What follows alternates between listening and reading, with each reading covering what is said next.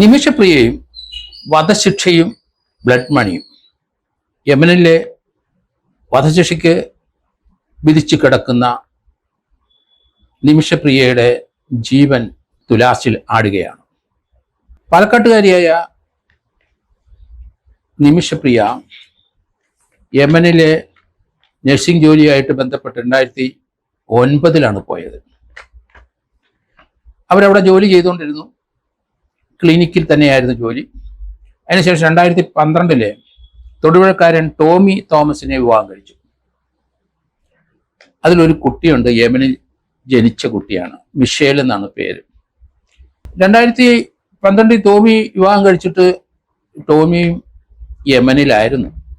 2015 സനായിൽ, അവൾ യമന്റെ ക്യാപിറ്റലിലെ അവിടെ ഒരു ക്ലിനിക്ക് നിമിഷപ്രിയ തുടങ്ങി. അവിടെ ഒരു ക്ലിനിക്ക് തുടങ്ങണമെങ്കിൽ ഇന്ത്യക്കാർക്കോ വിദേശികൾക്കോ അവിടെ തുടങ്ങാൻ പറ്റില്ല. അവിടെ നാട്ടുകാർക്കേ തൊടാനൊക്കെ ഉള്ളൂ. നാട്ടുകാരനായ ഒരാളുമായിട്ട് നല്ല അടുപ്പമുണ്ടായിരുന്നു. അയാള് തലാൽ അബ്ദുൽ മഹ്ദി എന്ന ആളുമായിട്ട് ചേർന്ന് അവിടെ ഒരു ക്ലിനിക്ക് തുടങ്ങി. പക്ഷെ അയാളും ഭാര്യയും എന്നുള്ള രീതിയിലേ അവിടെ ക്ലിനിക്ക് തുടങ്ങാൻ കഴിയുള്ളൂ. നമുക്കറിയാം, യമൻ എന്ന് പറയുന്ന സ്ഥലം റെഡ് സീയുടെ അതിൻ്റെ ഇരുവശത്തും സൗദി അറേബ്യ ഒരു വശത്തും മറ്റേ വശത്ത് യമൻ കിടക്കുന്നു. തൊട്ടടുത്ത് ഒമാനുണ്ട്. അപ്പം ഇത് വളരെ കോൺഫ്ലിക്റ്റ് ആയ ഒരു പ്രദേശം തന്നെയാണ് യമൻ. അവിടുത്തെ പ്രസിഡന്റ് വധശിക്ഷ ശരിവെച്ച് കഴിഞ്ഞ ദിവസം ഉത്തരവ് പുറപ്പെടുവിച്ചു. കാരണം ഈ സംഭവം ഉണ്ടായത് അന്ന് മുതൽ 2015 ഈ തുലാൽ എന്ന് പറഞ്ഞ വ്യക്തിയും നിമിഷപ്രിയയും ഭർത്താവ് ടോമിയും കുട്ടിയുമായിട്ട് നാട്ടിൽ വന്നു, തൊടുപുഴ വന്നു. അവിടെ വെച്ച് കൊച്ചിനെ അവിടെ വെച്ച് മാമോദീസ മുക്കുകയും ചെയ്തു. ആ ചടങ്ങിന് അയാളിവിടെ എത്തി. മടങ്ങിപ്പോകാൻ നേരത്ത് ടോമിയും കുട്ടിയും ഇവിടെ നിന്നു.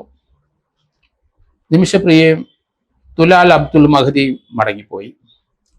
അവിടെ ക്ലിനിക്ക് അവർ നടത്തിക്കൊണ്ടിരുന്നു. ഈ സമയത്ത് 2017 ജൂലൈയിൽ അവിടെ തുലാലിനെ അബ്ദുൽ മഹദി എന്ന അയാളെ കൊലപ്പെടുത്തി എന്നാണ് പറയുന്നത്. അത് നിമിഷപ്രിയയും യമൻകാരിയായ ഒരു നേഴ്സ് ഇവരുടെ സഹായിയായിട്ട് അവിടെയുണ്ട്. ഇവർ രണ്ടുപേരും കൂടെ ഇയാളെ കൊലപ്പെടുത്തി എന്നാണ് പറയുന്നത്. എന്തായാലും അതിൻ്റെ കാര്യങ്ങൾ, ഡീറ്റെയിൽസ് ഒക്കെ വളരെയധികം വാർത്തകളിൽ വന്നിട്ടുണ്ട്. ഇവരെ എന്തായാലും അവിടുത്തെ പോലീസ് അറസ്റ്റ് ചെയ്തു. അതിനുശേഷം 2020 നിമിഷപ്രിയയെ വധശിക്ഷയ്ക്ക് വിധിച്ചു. അതേസമയത്ത് യമൻ പൗരയായ ആ ലേഡിയെ ജീവപര്യന്തം തടവിന് വിധിക്കുകയും ചെയ്തു. അതിനുശേഷം അപ്പീലൊക്കെ കൊടുത്തു. ഇത്രയും നാളും അപ്പീലിൽ നിന്നു. 2021 മുതൽ നിമിഷപ്രിയയെ മോചിപ്പിക്കാനുള്ള ഒരു ആക്ഷൻ കൗൺസിൽ അവിടെ ഉണ്ട്. ശാമുൽ ജെറോമിന്റെ നേതൃത്വത്തിൽ ഒരു വ്യക്തിയുടെ, മലയാളിയായ ആണെന്ന് തോന്നുന്നു, അയാളുടെ നേതൃത്വത്തിലാണ് അവിടെ ഇവരെ മോചിപ്പിക്കാനുള്ള ശ്രമങ്ങൾ നടക്കുന്നത്. ഇതവിടുത്തെ കോടതിയിലെ അപ്പീലെല്ലാം കഴിഞ്ഞു. ഇനിയിപ്പോൾ ദയാഹർജിയാണ് യമൻ പ്രസിഡന്റിന്റെ മുമ്പിൽ ഉണ്ടായിരുന്നത്. അതും ഇപ്പം തള്ളി. സാധാരണഗതിയിൽ ദയാഹർജി തള്ളിയ 30 ദിവസത്തിന് വധശിക്ഷ നടപ്പാക്കും യമനിൽ. യമൻ എന്ന് പറയുന്ന സ്ഥലം, അവിടെ ഹൂതികൾ എന്ന് പറഞ്ഞ വിഭാഗമാണ് ഇപ്പം ഭരിക്കുന്നത്. അവരുടെ പ്രസിഡന്റാണ് ഈ വധശിക്ഷയ്ക്ക് വിധിച്ച ആ നടപടി സ്റ്റേ ചെയ്യാതെ അത് തള്ളിയത്. ദയാഹർജിയും തള്ളിയിരിക്കുന്നു. അവിടെ ജെറോമിന്റെ നേതൃത്വത്തിൽ ഒരു കൗൺസിലൊക്കെ 2021 മുതൽ ഇവരെ രക്ഷപ്പെടുത്തി ഇന്ത്യയിലോട്ട് കൊണ്ടുവരാനുള്ള ശ്രമം തുടങ്ങിയിട്ടുണ്ട്. നിമിഷപ്രിയയുടെ അമ്മ പാലക്കാട് നിന്ന് ഇപ്പം ജൂലൈ മുതൽ അവിടെ ഉണ്ട്. കുട്ടിയെ 2 പ്രാവശ്യം പോയി കണ്ടു. അതിനുശേഷം അവർ സന്തോഷവതിയായിട്ട് നിമിഷപ്രിയ ജയിലിൽ കഴിയുന്നുണ്ട്. വെളിയിൽ നടക്കുന്ന കാര്യങ്ങളെപ്പറ്റി കുറച്ച് ബോധവതിയാണെന്ന് തോന്നുന്നു. എന്തായാലും ശാമുൽ ജെറോമിന്റെ നേതൃത്വത്തിൽ അവിടെ ബ്ലഡ് മണി ആ വീട്ടുകാർക്ക് കൊടുത്ത് പ്രശ്നം തീർക്കാനുള്ള ശ്രമം നടക്കുകയാണ്. അപ്പം മോചനദ്രവ്യം $40,000 വേണം. ഏതായാലും നാട്ടുകാർ ഇവിടെ എല്ലാം സഹായിച്ച് $20,000 അയച്ചു കൊടുത്തു. $19,821 എങ്ങാണ്ട് അവരെ ഏൽപ്പിച്ചു എന്നാണ് അറിയുന്നത്. പക്ഷേ സെക്കൻഡ് പാർട്ടിൽ $20,000 ഇത് ഏൽപ്പിച്ചാൽ അതിൻ്റെ പണമില്ല. അതുകൊണ്ട് ഈ വധശിക്ഷ നടപ്പാകും എന്നാണ് കരുതുന്നത്. ബ്ലഡ് മണി ബാക്കിയുടെ കൊടുക്കണം. അതോടൊപ്പം തന്നെ യമൻ എന്ന് പറയുന്ന സ്ഥലത്ത് ഹൂതികളാണ് ഭരിക്കുന്നെങ്കിലും അവിടെ വലിയ കോൺഫ്ലിക്റ്റും അവിടെ രാഷ്ട്രീയമായും മതപരമായും വലിയ വലിയ യുദ്ധങ്ങളും അങ്ങോട്ടും ഇങ്ങോട്ടും അവരെ ആക്രമിക്കുന്നതും അതൊക്കെ വംശീയമായ ഹത്യകൾ നടത്തുന്നതൊക്കെ സർവ്വസാധാരണമായ ഒരു രാജ്യമാണ് യമൻ. അവിടെ ഒരു പ്രാദേശിക ഭരണത്തിന്റെ തലവൻ എന്ന പോലെ തന്നെ യമനിൽ ഹൂതിയുടെ നേതാവായി നിൽക്കുന്ന പ്രസിഡന്റുണ്ട്. കുറെ ഭൂരിഭാഗം അവരുടെ കൈവശത്താണ്, ബാക്കി ഭാഗം എതിർചേരിയിലുള്ളതാണ്. പക്ഷേ ഹൂതികളുടെ മെയിൻ ജോലി അവരെ ഈ റെഡ് സീ കൂടെ പോകുന്ന കപ്പലുകളെ ആക്രമിച്ച് അതിൽ നിന്നുള്ള സാധനങ്ങൾ മുഴുവൻ കവർന്നെടുക്കും. കപ്പലുകൾ പിടിച്ചടക്കി ഇവരെ തുറമുഖത്ത് കൊണ്ടുവന്ന് അതിനകത്തുള്ള മുഴുവൻ എണ്ണ ഉൾപ്പെടെ ഉള്ള സാധനങ്ങൾ പിടിച്ചുപറിക്കുന്ന ഒരു സംഘമാണ് ഹൂതികൾ. അമേരിക്കയുടെയും ഇന്ത്യയുടെയും പല രാജ്യങ്ങളിലും ഇതുപോലെ ആക്രമിച്ചിട്ടുണ്ട്. ഇന്ത്യ അവിടെ പല സന്ദർഭത്തിൽ ഇന്ത്യൻ ഷിപ്പുകൾ അവിടെ പോയി നമ്മുടെ ഷിപ്പുകൾ അവർ കൈവശപ്പെടുത്തിയിരിക്കുന്നത് തിരിച്ചു പിടിച്ചിട്ടുണ്ട്. അവരെ യമനിലെ ഹൂതികളുടെ ഇതുപോലെയുള്ള അക്രമി സംഘങ്ങളെ വെടിവെച്ച് കൊന്നിട്ടുമുണ്ട് ഇന്ത്യൻ ഷിപ്പുകൾ പലതും യമൻ തീരത്തോടടുത്ത് ഇതുപോലെയുള്ള സന്ദർഭങ്ങളിൽ മറ്റ് രാജ്യങ്ങളുടെ കപ്പലുകൾ പിടിച്ചു വെച്ചപ്പോഴും അവരെ റിലീസ് ചെയ്ത് കൊണ്ടുവന്നിട്ടുണ്ട്. പൊതുവെ അവിടുത്തെ ഗവൺമെന്റ് ഇറാൻ പക്ഷക്കാരനാണ്. അവരുടെ ഇസ്രയേലിനെതിരാണ്. ഇറാനിലേക്ക് ഇവിടുന്ന് ഈ ഹൂതികൾ റോക്കറ്റ് അയക്കും. അത് ഇസ്രയേൽ അയച്ചിട്ടുണ്ട്. യമന്റെ എല്ലാ ഭാഗത്തു നിന്നും അവർ മറ്റ് ശത്രു രാജ്യങ്ങളുടെ കപ്പലുകൾ ആക്രമിക്കും, കൊള്ളയടിക്കുകയൊക്കെ സർവ്വസാധാരണമാണ്. അങ്ങനെയുള്ള രാജ്യത്താണ് ഇപ്പോഴേ വധശിക്ഷയ്ക്ക് വിധിച്ചു കിടക്കുന്ന നിമിഷപ്രിയയുടെ യമനിലെ അവിടെ തലസ്ഥാനത്ത് തന്നെ ജയിലിൽ കിടക്കുകയാണ്.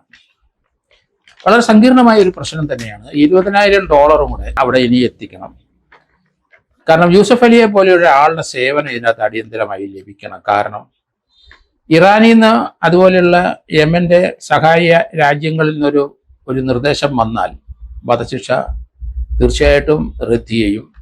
$20,000 ഇനി ആ വീട്ടുകാർക്ക്, ബന്ധുക്കൾക്ക് അല്ലെങ്കിൽ അവരുടെ കുടുംബക്കാർക്ക് മോചനദ്രവ്യമായിട്ട് കൊടുക്കണം.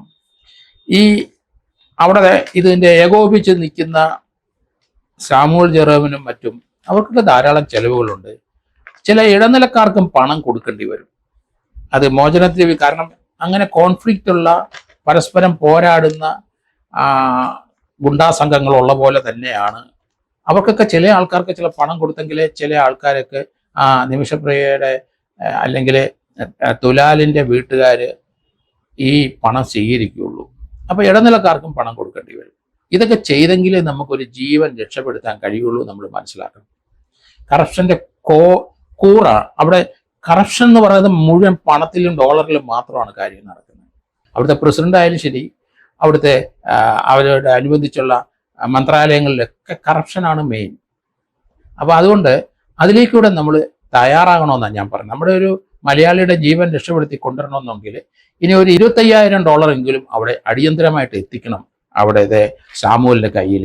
അതിനുശേഷം രാഷ്ട്രീയപരമായിട്ടും മതപരമായി ചില നിർദ്ദേശങ്ങൾ ഇറാനിയുടെ പക്കത്തു നിന്നോ സൗദി അറേബ്യയുടെ പക്കത്തു നിന്നോ. സൗദി അറേബ്യ എന്തായാലും ഇവർക്ക് എതിരാണ്, യമന്റെ ഹൂതി ഗവൺമെന്റിന് എതിരാണ്. എന്തായാലും അവരോട് മമതയുള്ള ഗൾഫിലുള്ള ഏതെങ്കിലും രാജ്യങ്ങളുണ്ടാവും. അതൊക്കെ യൂസഫ് അലിക്കും അവരുടെ ബുദ്ധികേന്ദ്രങ്ങൾക്ക് അതൊക്കെ അറിയാം.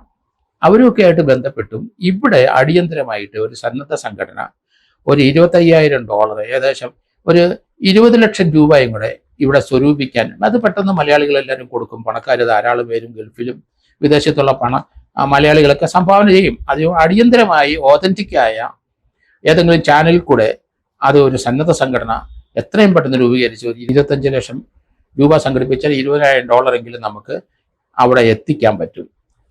അതിനുള്ള സംവിധാനം എത്രയും പെട്ടെന്ന് ചെയ്യുകയും ചെയ്യണം. യൂസഫ് അലി ഇതിനകത്ത് ഇന്റർഫിയർ ചെയ്യിപ്പിക്കണം. അദ്ദേഹത്തിന്റെ സോഴ്സ് ഉപയോഗിച്ച് തന്നെ യമൻ ഗവൺമെന്റ്, കാരണം ഇന്ത്യ ഒരു ശത്രു രാജ്യമായിട്ട് തന്നെയാണ് ഹൂതികൾ കണക്കാക്കുന്നത്. അതുകൊണ്ടാണ് ഞാൻ പറയുന്നത് മറ്റു വഴിക്കൂടെ നമ്മൾ ശ്രമിക്കണം. ഗൾഫിലുള്ള ഏതെങ്കിലും രാജ്യങ്ങളുമായിട്ട്, തീർച്ചയായിട്ടും ഖത്തർ ഉൾപ്പെടെയുള്ള രാജ്യങ്ങളുമായിട്ട് ഹൂതികൾക്ക് ബന്ധമുണ്ടാവും. ആ വഴി നീങ്ങിയെങ്കിൽ മാത്രമേ നമ്മൾ ഈ പണം അവിടെ എത്തിക്കാം. അതിൻ്റെ ഇടനിലക്കാർക്ക് എന്തെങ്കിലും ഉണ്ടെങ്കിൽ അതുകൂടെ എത്തിച്ചിട്ട് നിമിഷപ്രിയയുടെ ജീവൻ രക്ഷിക്കാനുള്ള ശ്രമം കേരളത്തിലെ നല്ല മനുഷ്യരെ ശ്രമിക്കണം.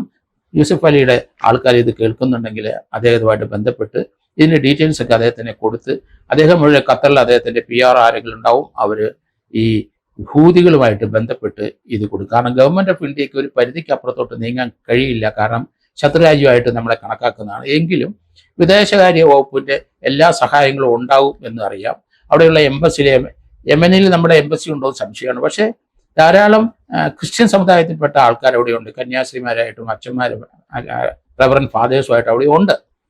അവരെയൊക്കെ ഇതിനകത്ത് ഇടപെടും. കാരണം അവരെ കൊന്ന സംഭവങ്ങളും ധാരാളം ഉണ്ടെങ്കിലും അവിടെയുള്ള സോഷ്യൽ വർക്കിൽ നിൽക്കുന്നവരെ ഇതിനകത്ത് ഇടപെടുത്തി ആ വീട്ടുകാരുമായിട്ട് ബന്ധപ്പെട്ട് ബാക്കിയുള്ള പണം അവരിൽ കൂടെ എത്രയും പെട്ടെന്ന് എത്തിച്ചിട്ട് കോടതിയിൽ നിന്ന് അവര് ഈ ബ്ലഡ് മണി വാങ്ങിച്ചിട്ട് ഈ വധശിക്ഷയിൽ നിന്ന് നിമിഷപ്രിയയെ രക്ഷപ്പെടുത്തി എത്രയും പെട്ടെന്ന് നമ്മുടെ നാട്ടിലേക്ക് കൊണ്ടുവരണം.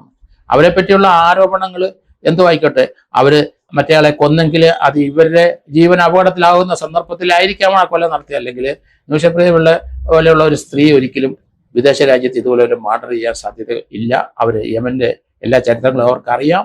അവിടെ ജോലി ചെയ്ത് 2009 മുതൽ ജോലി ചെയ്ത ഒരു പെൺകുട്ടിയാണ്. അതുകൊണ്ട് അവിടുത്തെ കാര്യങ്ങളെല്ലാം അറിയാം. അതുകൊണ്ട് അവരുടെ ജീവൻ അപകടത്തിലാകുന്ന സന്ദർഭത്തിൽ ചിലപ്പം വേറെ ആരുടെ സഹായത്തോടുകൂടി എന്തെങ്കിലും ചെയ്തിട്ടുണ്ടാകാം. അവിടെ ഒരു ഡോക്ടർ ഉണ്ടായിരുന്ന ഒരു അടുപ്പമുള്ള അയാൾ ഈ കേസിനകത്ത് ഇൻവോൾവ്മെന്റിന്റെ തുടക്കത്തിലേക്ക് ചെറിയ വിവരങ്ങളൊക്കെ വന്നിരുന്നു. അപ്പോൾ അയാൾ ഇപ്പോൾ അബ്സ്കോണ്ടിങ് ആണ്, അയാൾ യമൻ പൗരനാണ്. എന്തായാലും എത്രയും പെട്ടെന്ന് ഇതിന്റെ അവര് കുറ്റം ചെയ്തോ ഇല്ലയോ എന്നുള്ളതല്ല, മലയാളിയായ നിമിഷപ്രിയയും അവരെ ഭർത്താവ് ഇവിടെയുണ്ട്, ടോമിയുണ്ട്, ഒരു കുട്ടിയുണ്ട്. അതുകൊണ്ട് അവരുടെ അമ്മ ഇപ്പം അവിടെയുണ്ട്. ഒരു മനുഷ്യ സഹജമായ പ്രവൃത്തി നമ്മളെല്ലാവരും ചെയ്യുക. കുറ്റങ്ങൾ അവർ ചെയ്തിട്ടുണ്ടെങ്കിൽ അത് പിന്നീട് അതേപ്പറ്റി നമുക്ക് ചർച്ച ചെയ്യാം. പക്ഷേ ഇപ്പോൾ അവരുടെ ജീവൻ രക്ഷപ്പെടുത്താനുള്ള നടപടികളാണ് നമുക്ക് വേണ്ടത്. അതുകൊണ്ട് അടിയന്തരമായിട്ട് ഒരു സന്നദ്ധ സേവ സംഘം ഉണ്ടാകണം. 2-3 ദിവസത്തിനകം ഉണ്ടാകണം. അതിലേക്ക് പണം ഒഴുകണം. യൂസഫ് അലി അതോടെ സൈമുൾട്ടേനിയസ് കോൺടാക്ട് ചെയ്തിട്ട് ഖത്തർ മുഖേന അല്ലെങ്കിൽ യമന്റെ സൗഹൃദ രാജ്യങ്ങൾ ആയതെങ്കിലും അതൊക്കെ യൂസഫ് അലിക്കായിട്ട് കൃത്യമായിട്ട് അറിയാം. ആ സൗഹൃദ രാജ്യം ഉപയോഗിച്ചിട്ട് അടിയന്തരമായിട്ട് ഇതിനകത്ത് ഇടപെടിക്കണം. ഒരാഴ്ചക്കകം നടപടി ഉണ്ടാകണം. അല്ലെങ്കിൽ വധശിക്ഷ അവിടെ നടപ്പാക്കും. മനുഷ്യജീവന് യാതൊരു വിലയും കൽപ്പിക്കാത്ത ഒരു രാജ്യം തന്നെയാണ് യമൻ. പരസ്പരം അങ്ങോട്ടും ഇങ്ങോട്ടും കൊന്നൊടുക്കുന്ന വൈരികളായ അതുകൊണ്ട് ഒരു സ്ത്രീയെ കൊല്ലുക എന്ന് പറഞ്ഞാൽ അവിടുത്തെ അവരെ സംബന്ധിച്ച് വളരെ നിസ്സാരമാണ്. അതുകൊണ്ട് എത്രയും പെട്ടെന്ന് അടിയന്തരമായി സന്നദ്ധ സേവാ സംഘവും അതോടൊപ്പം യൂസഫ് അലിയുടെ സർവീസിന്റെ വിദേശകാര്യത്തിന്റെ സഹായത്തോടു കൂടി നിമിഷപ്രതിയെ മോചിപ്പിക്കാനുള്ള ശ്രമം അശ്രാന്ത പരിശ്രമ ഫലമായി നമുക്ക് നടപ്പാക്കണം എന്നാണ് ഞാൻ കരുതുന്നത്.